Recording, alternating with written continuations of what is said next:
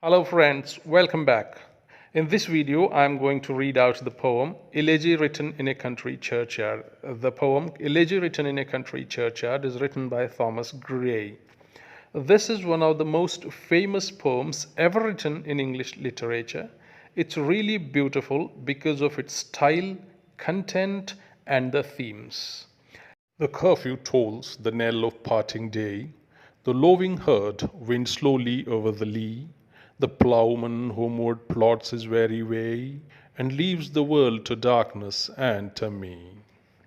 Now fades the glimmering landscape on the sight, and all the air a solemn stillness holds, save where the beetle wheels his droning flight, and drowsy twinklings lull the distant folds. Save that from yonder ivy-mantled tower, the mopping owl dares to the moon complain of such as wandering near a secret bower molest her ancient solitary reign. Beneath those rugged elms that ye trees shade, where heaves the turf in many a mouldering heap, each in this narrow cell forever laid, the rude forefathers of the hamlet sleep. The breezy call of incense-breathing morn, the swallow twittering from the straw-built shed, the cock's shrill clarion, or the echoing horn, no more shall rouse them from their lowly bed. For them no more the blazing hearth shall burn, or busy housewife ply a ravening care, no children run to lisp their sire's written, or climb his knees the envied caster share. Oft did the harvest to their sickle yield, their furrow oft the stubborn glebe has broke. How jocund did they drive their team afield, how bowed the woods beneath their sturdy stroke. Let not ambition mock their useful toil, their homely joys and destiny obscure, nor grandeur hear with a disdainful smile the short and simple annals of the poor. The boast of heraldry, the pomp of power, and all that beauty, all that wealth they gave, awaits like the inevitable hour the paths of glory lead but to the grave. Nor you, ye proud, impute to these the fault, if memory over their tomb no trophies raise, where through the long drawn aisle and fretted vault the pealing anthem swells the note of praise. Can storied urn or animated bust back to its mansion call the fleeting breath? Can honor's voice provoke the silent dust of flattery soothe the dull cold ear of death? Perhaps in this neglected spot is laid some heart once pregnant with celestial fire, hands that the rod of empire might have swayed, or wake to ecstasy the living lyre. But knowledge to their eyes, her ample page, rich with the spoils of time, did never unroll. Chilly penury repressed their noble rage, and froze the genial current of the soul. Full many a gem of purest ray serene, the dark unfathomed caves of ocean bear. Full many a flower is born to blush unseen, and wastes its sweetness on the desert air. Some village Hampden, that with dauntless breast the little tyrant of his fields withstood, some mute inglorious Milton here may rest, some Cromwell guiltless of his country's blood.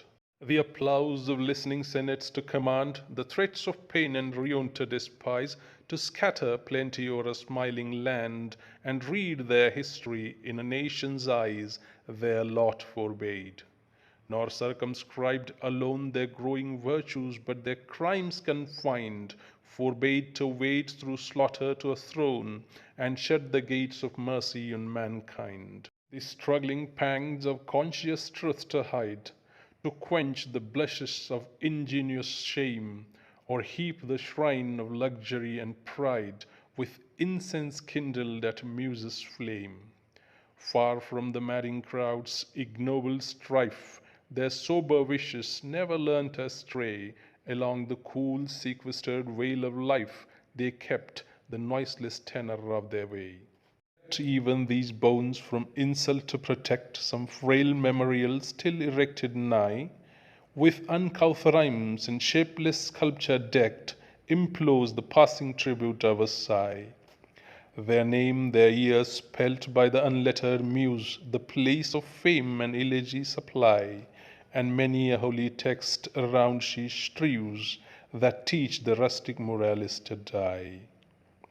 For who to dumb forgetfulness a prey, this pleasing anxious being ever resigned, left the warm precincts of the cheerful day, nor cast one longing lingering look behind.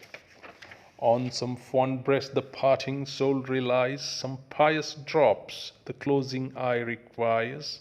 Even from the tomb the voice of nature cries, even in our ashes live their wanton fires. For thee, who mindful of the unhonored dead, dost in these lines their artless tale relate, if chance by lonely contemplation led, some kindred spirit shall enquire thy fate. Haply some hoary-headed swain may say, oft have we seen him at the peep of the dawn, brushing with hasty steps the dews away to meet the sun upon the upland lawn. There, at the foot of yonder nodding beech, that wreathes its old fantastic roots so high, his listless length at noontide would he stretch, and pore upon the brook that babbles by. Hard by yon wood, now smiling as in scorn, muttering his wayward fancies he would rove, now drooping, woeful wan, like one forlorn, or crazed with care, or crossed in hopeless love. One morn I missed him on the customed hill, along the path, and near his favorite tree. Another came, nor yet beside the rill, nor up the lawn, nor at the wood was he. The next, with dirges dew in sad array, slow through the churchway path we saw him borne. Approach and read, for thou canst read the lay, graved on the stone beneath yon aged thorn. He rests his head upon the lap of earth, a youth to fortune and to fame unknown. Fair signs frown not on his humble birth, and melancholy marked him for a roan. Large was his bounty and his soul sincere. Heaven did a recompense as largely send. He gave to misery all he had, a tear. He gained from heaven, it was all he wished, a friend. No further seek his merits to disclose, or draw his frailties from their dread abode. There they alike in trembling hope repose, the bosom of his Father and his God.